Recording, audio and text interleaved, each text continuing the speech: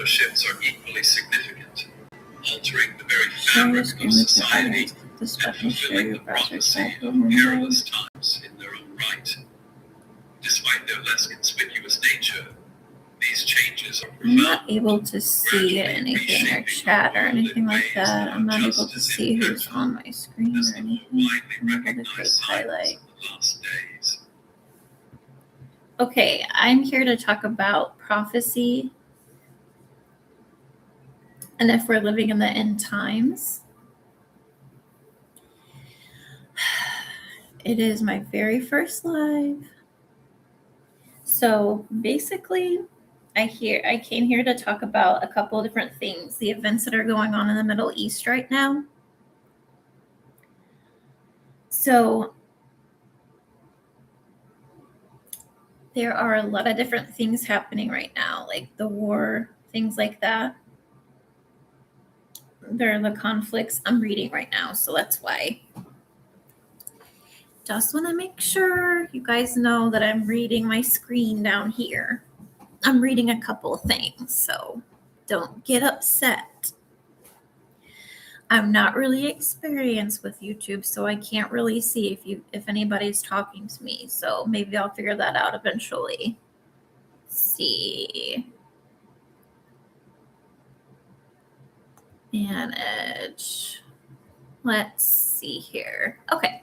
Anyways. Wanted to say the destruction of Damascus is in Isaiah 17, and that's something that's in the Bible that we can look at and see. It's there. It happens. Events related to the return of restoration of people of Elam, which is Elam is in the Bible, but that's modern day Iran, which is mentioned in Jeremiah 49. And the nation of Israel itself is considered by some to be a big sign of the end times, primarily since its reestablishment in 1948. That's like one of the big signs. A lot of times we can see general signs, like people can say like the pestilence, the disease, the decay of the earth. These are all like general signs that things are decaying and things are falling apart. There's the kind of more detailed signs,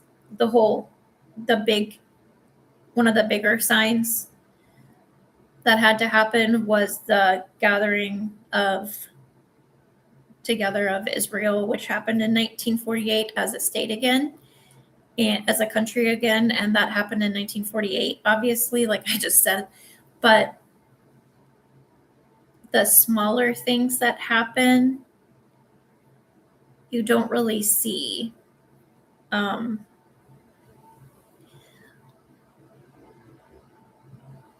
The smaller things you don't really see until after they happen, and then you can look back. So we can kind of see that. I'm not really sure if you guys can hear me. I wonder if it's coming from here or here. I think I have my microphone on, but I'm not sure if it's picking up or not. Okay, so that's a couple of them that I wanted to say. So I'm not sure if you guys think we are or are not living in the last days. Revelation has a lot going on with it as far as last days. Now, it's basically the whole thing is his vision. I'm not sure if you guys think that that is like the end of the end.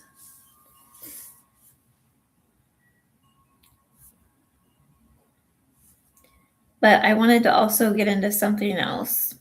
It says in Matthew 24:21, it says, "For there will be great distress." This is kind of like the general thing I wanted to say. "Unequaled from the beginning of the world until now, and never will be equaled again." So it's kind of signs to look for. We can talk about that. There's a lot of things that we can look to see for Christ's return, what we can look for. religious deception. So we see that everywhere. We see people basically wanting to make you believe certain things, make you believe that you have to be religious, or you have to go to a certain church, or you have to sit in a pew all the time. Otherwise, that's basically religious deception. People that are religious people that basically take the big tumbles, where I kind of think it's funny where like religious people they make all this money, and I just feel like that's so crazy, because I mean that's kind of why I'm Catholic, because to me, if you're a religious person like in power, you should have to take a vow of poverty like the priests do, because you shouldn't be allowed. I mean, it's just, to me, it's crazy that you're allowed to, you feel like it's okay for you to make thousands and millions of dollars every year, and that's okay with you. To me, if you think that's okay for you to make millions and millions and millions of dollars and base your whole self on money, you are not thinking of anybody else. It's religious deception. And then I've seen like some of the bigger people, they like, you need to tithe this much, and if you don't tithe this much, then you're gonna go to hell. Stuff like that. That's definitely religious deception. So that is everywhere in this world. That is definitely everywhere. You guys know that it's everywhere. Religious deception is, I would venture to say it's like 99.9% of churches, which is pretty bad to say, but it is. And I am Catholic, and I don't go to church every single Sunday, and the church that we go to is very like humble. It's a small church, and we don't go to it all the time, but like it's been a couple years, and it's really sweet. It's got an organ, and they don't have like, it's very simple and humble, and it's cute, but it's like it's almost like the closer you get to the people, the more you get kind of turned off by it. So it's just, you try your best, but there's a lot of it out there. So the second thing is wars and rumors of wars. So since World War I, we've had the end of days has been kind of looming over people, and World War I started, and I mean, the whole Nazi thing was like 1930s.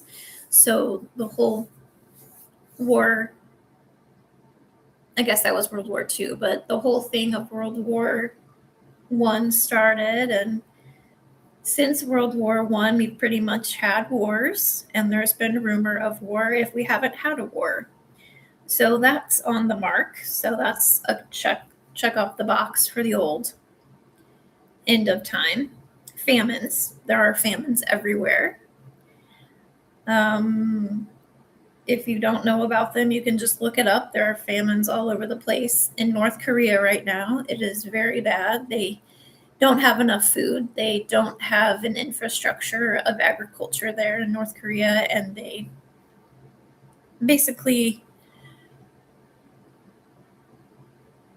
it's terrible because they hide what's going on in North Korea. The Republic of Korea, I guess is what they call it now. That's famines.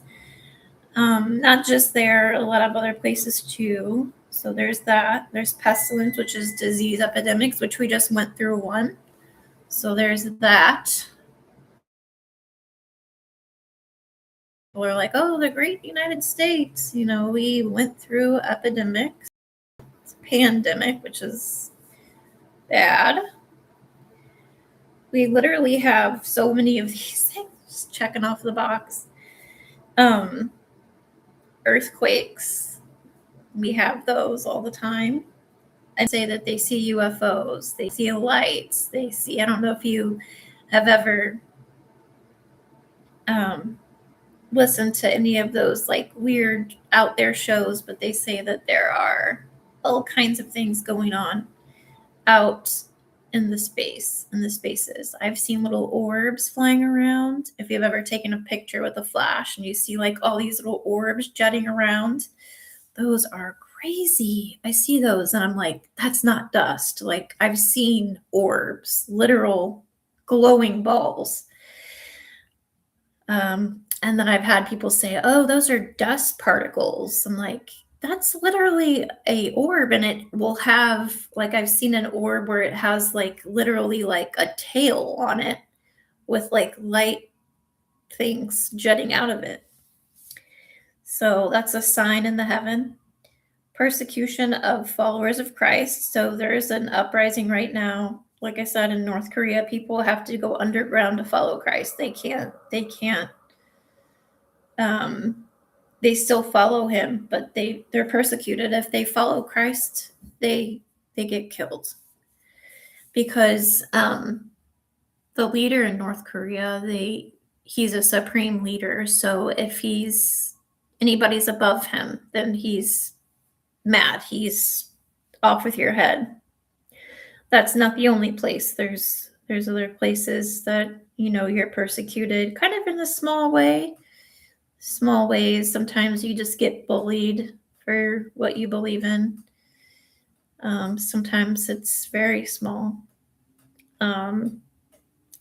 Because people give Christianity such a bad name these days. If you say that you are, they just think that you're a mean person or you hate everyone. And that's not true. So it's kind of like the persecution of these days. Lawlessness. There is some lawlessness going on. I would say that's kind of been always rife with, there's things kind of, whenever things can't be controlled, it's just out of people's hands. And there's just areas and towns these days where there's just no cops ever go to it because it can't be controlled by them anyways. So they just like basically have their own gangs. And so the gangs kind of control that spot. So that happens all over the United States. Preaching of the gospel, the kingdom all around. And yes, that's true. It's reached a lot of different places. I know there's that one island, I can't think of that island, where it's like hasn't been taught, but then there was that recently a person went there and he was like killed by him or something. It was like in the 2000s. It was like that one island off in who knows where, and you're not allowed to go there. It's like Papua New Guinea or someplace like it. I can't remember the exact name of the island. I might be saying the right island. I might not be. I don't remember, but it's like a certain island where, if anybody can think of it, dang it, I can't think of the name of the island, but if you go there,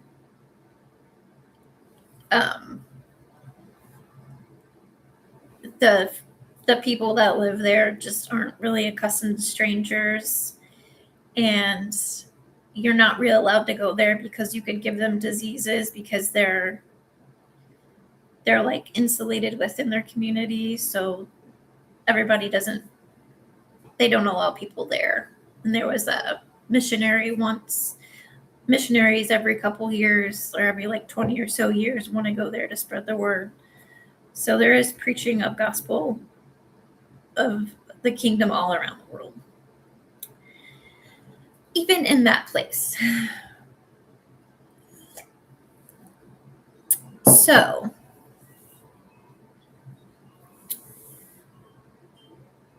we have the 4 horsemen of the apocalypse.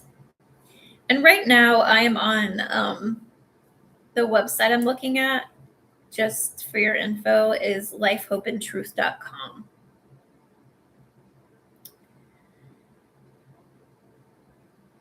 The 4 horsemen of the apocalypse. Just sit back and relax and let's talk about the 4 horsemen. Okay. So we have some of the most commonly recognized signs of the end times. The 4 horsemen of the apocalypse. The white horse. What do you think the white horse stands for? The white horse. This website says it is religious deception. And it's citing a verse, Revelation 6, 1 and 2. So I can look that up and see what that is. So when the white horse comes, then they've established religious deception. And if you are watching me, please give me a thumbs up. Please, because I don't see anything here, and I'm not sure if I even have any.